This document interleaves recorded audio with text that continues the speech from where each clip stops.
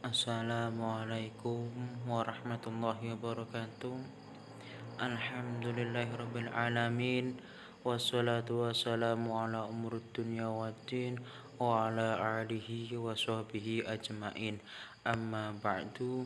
Kepada yang terhormat Ibu Mar'atul Jannah selaku pembimbing mata kuliah logika serta teman-teman yang berbahagia, izinkan kami dari kelompok 6 ingin mempresentasikan hasil diskusi kami, yaitu definisi macam-macam dan aturan-aturan definisi, yang beranggotakan 1. Muhammad Saiful Rijal dengan NIM 2020610074. Yang kedua Umi Ferditul Alimah dengan NIM 2020610086. Yang ketiga Sahril Amir dengan NIM 2020610098. Pengertian definisi. Definisi yaitu perumusan yang singkat, padat, dan jelas dan tepat yang menerangkan apa sebenarnya suatu hal itu sehingga dapat dengan jelas dimengerti dan dibedakan semua hal lain. Maksudnya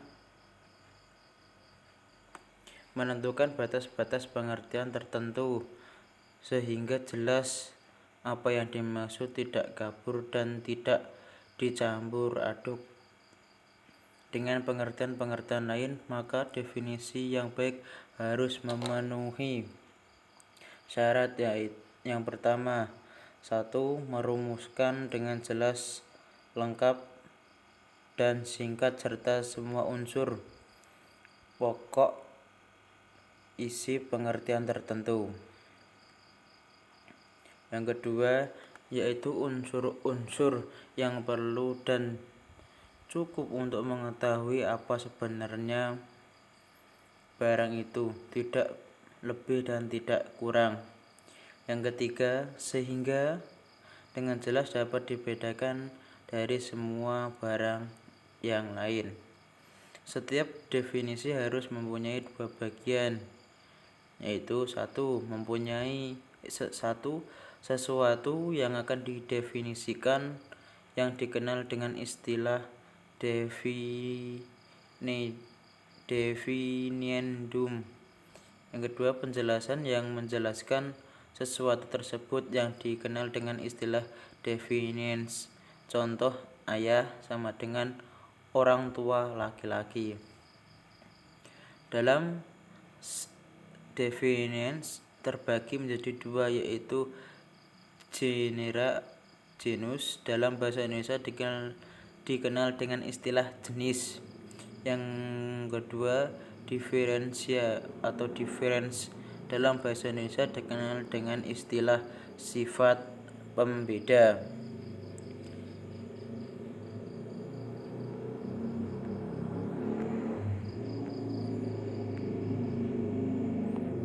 Tujuan membuat definisi. Nicholas Research membagi tujuan membuat definisi menjadi dua, yaitu tujuan umum. Yang pertama adalah tujuan umum, antara lain memfasilitasi komunikasi dengan membantu komunikasi yang berlangsung menjadi sederhana dan lebih tepat, atau dengan kata lain mempersingkat ekspresi suatu pernyataan yang panjang dan kompleks sifatnya. Contoh, WHO, singkatan dari World Health Organization. Yang kedua, definisi dibuat untuk memperkenalkan kata baru dalam bahasa. Yang ketiga, definisi juga dapat memberikan suatu arti baru terhadap kata yang sudah lama. Contoh, bibi dahulu didefinisikan sebagai adik kandung ayah atau ibu perempuan, namun saat ini bisa mempunyai arti pembantu rumah tangga.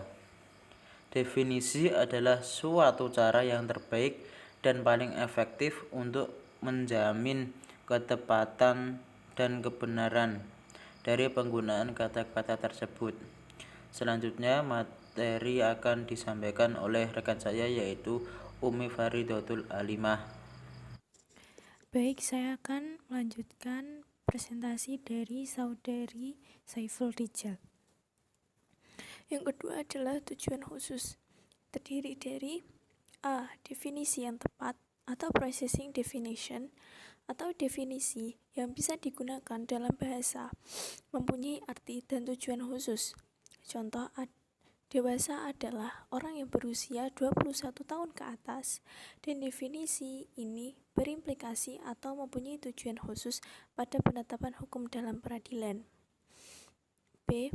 Definisi yang bersifat teoritis atau theoretical definition. Definisi ini tidak saja merupakan penjelasan sederhana dari suatu kata, tetapi juga merupakan suatu penjelasan yang bersifat teoritis, yang didapat dari ilmu, pengetahuan, atau penelitian, dan juga kehidupan sehari-hari.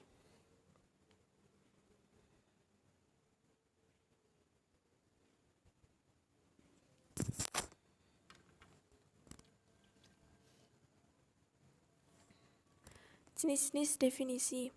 Menurut Alex Lenor, Theo Sporge, dan Nicholas Reicher, secara garis besar, jenis definisi dibagi menjadi dua, yaitu satu, definisi nominal atau nominal definition or stipulative definition. Suatu jenis definisi yang baru sama sekali atau memberikan suatu arti baru pada kata yang sudah lama ada. Dan definisi ini merupakan suatu cara untuk menjelaskan sesuatu dengan menguraikan arti dari kata tersebut. Contohnya adalah, madrasah adalah sekolah agama bagi orang muslim. Dalam definisi nominal dapat dinyatakan dalam 3 cara, yaitu 1. Definisi dapat diuraikan dari asal-usul atau etimologi. Contoh, filsafat yaitu philos yang berarti pencinta, dan Sophia yang berarti kebijaksanaan. Dari arti filsafat adalah pecinta kebijaksanaan. Yang kedua, namun tidak semua bisa dilakukan dengan cara etimologi, maka supaya jelas definisi nominal ini harus dilengkapi dengan keterangan tentang bagaimana definisi ini telah digunakan dalam masyarakat. Yang ketiga, dapat dinyatakan dengan menggunakan sinonim.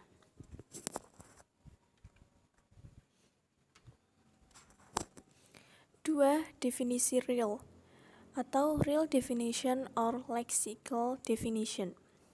Mendefinisikan kata yang sudah umum digunakan, biasanya yang terdapat dalam kamus bahasa. Definisi real dapat dibedakan dalam 4 jenis. 1. Definisi hakiki. Definisi yang sungguh-sungguh menyatakan hakikat sesuatu atau suatu pengertian yang abstrak, hanya mengandung unsur pokok yang sungguh-sungguh, perlu untuk memahami sesuatu golongan yang tertentu untuk membedakan dari semua golongan yang lain, sehingga sifat golongan itu tidak masuk dalam hakikat sesuatu itu. Contoh, burung merpati dan burung layangan dapat dibedakan. Yang kedua, definisi deskriptif. Definisi ini menggunakan ciri khas sesuatu yang akan didefinisikan. Ciri khasnya adalah ciri yang selalu dan tetap terdapat pada setiap benda tertentu.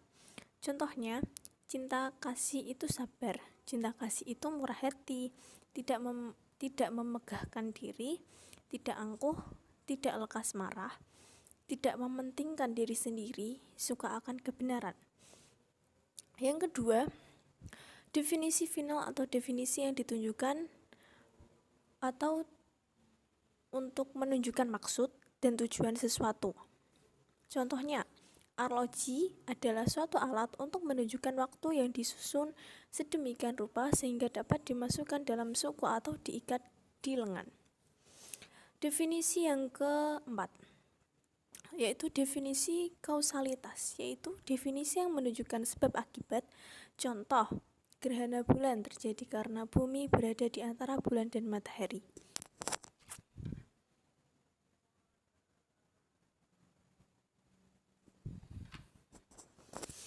Teknik mendefinisikan. Ada 8 teknik yang dikemukakan oleh Nicholas Richter, yaitu 1. Enumerative definition, yaitu suatu teknik pendefinisian dengan cara memberikan daftar lengkap dari setiap bagian kata yang didefinisikan. Contoh, provinsi di Indonesia adalah Aceh, Sumatera Utara, Sumatera Barat, dan seterusnya sampai Merauke. Yang kedua, ostensive atau definition. Definisi ini dapat dibuat dengan mengungkapkan perwakilan dari berbagai kata yang didefinisikan. Contoh, pahlawan bangsa adalah orang yang gugur dalam membela dan mempertahankan kedaulatan bangsa, seperti Gajah Mada, Pangeran Diponegoro, dan Ahmad Yani. Yang ketiga, dengan metode genus atau difference, yaitu definisi dengan mempertahankan genus dan difference. Contohnya adalah manusia adalah makhluk simbol atau makhluk adalah genus, sedangkan simbol adalah difference. 4. Genetic definition. Definisi dibuat dengan memaparkan organisasi atau unsur-unsur pembangun kata yang didefinisikan. Contoh, ayam berkisar adalah hasil perwakilan silang antara ayam hutan dengan ayam kampung. 5. Constructive definition. Definisi yang dibuat dengan mengungkapkan instruksi atau perintah, seperti mendefinisikan pesawat terbang kertas. Penjelasannya dapat diberikan dengan mengacu bagaimana pesawat terbang kertas itu dibuat. 6. Operational definition. Definisi yang dibuat berdasarkan serangkaian percobaan yang dapat menentukan cocok atau tidaknya kata itu dalam kasus yang khusus sifatnya. 7. Synonymous definition. Definisi yang dibuat dengan mengacu pada definidium yang sama. Contoh, laki-laki adalah pria. 8. Abbreviative definition. Definisi yang dibuat dengan menjelaskan kepanjangan simbol dari definidium. Contoh, INA adalah Indonesia, YTH adalah yang terhormat. Aturan-aturan definisi. Definisi yang baik harus memenuhi syarat sebagai berikut. 1. Definisi tidak boleh membentuk lingkaran, atau dengan kata lain, apa yang didefinisikan tidak boleh masuk ke dalam definisi. Contoh, logika adalah ilmu yang menerapkan hukum logika. 2. Definisi tidak boleh terlalu luas dan terlalu sempit. Contoh, merpati adalah burung yang dapat terbang. Itu contoh yang terlalu luas. Dan contoh yang terlalu sempit adalah kursi adalah tempat duduk yang terbuat dari kayu. 3. Definisi harus mengacu pada atribut esensial yang dimiliki atau terdapat dalam definiendum. Contoh, sepatu tidak dapat didefinisikan hanya dengan menyebutkan bentuk dan bahan pembuatannya, tetapi juga harus mengungkapkan kegunaannya. 4. Definisi harus jelas, harus menghindari kerancuan dan kesamar-samaran. Contoh, kehidupan adalah sepotong keju. 5. Definisi harus literal. Definisi yang diberikan biasanya tidak sesuai dengan definiendum yang kurang lengkap informasinya, sehingga definis tidak mencerminkan definiendum. Contoh, anjing adalah sahabat manusia. Yang keenam, definisi tidak boleh dalam bentuk kalimat negatif. Contoh, negatif keindahan adalah suatu keadaan yang tidak jelek. 7. Definisi harus dievaluasi senetral mungkin. Ini adalah kaitannya dengan Loedat definition. 8. Definisi yang dibuat harus konsisten dengan definisi yang sudah berlaku. Contoh, Ramanda adalah rumah yang tidak berdinding, sedangkan definisi rumah adalah bangunan kecil, dan bangunan adalah suatu struktur yang ditutup dengan dinding dan atap. Jadi Ramanda adalah rumah yang tidak berdinding, tidak konsisten. 9. Definisi harus dapat dibolak-balikan dengan hal yang didefinisikan. Contoh, perempuan adalah wanita dan wanita adalah perempuan. Sekian presentasi kami dari kelompok 6. Selebihnya mohon maaf. Terima kasih. Wassalamualaikum warahmatullahi wabarakatuh.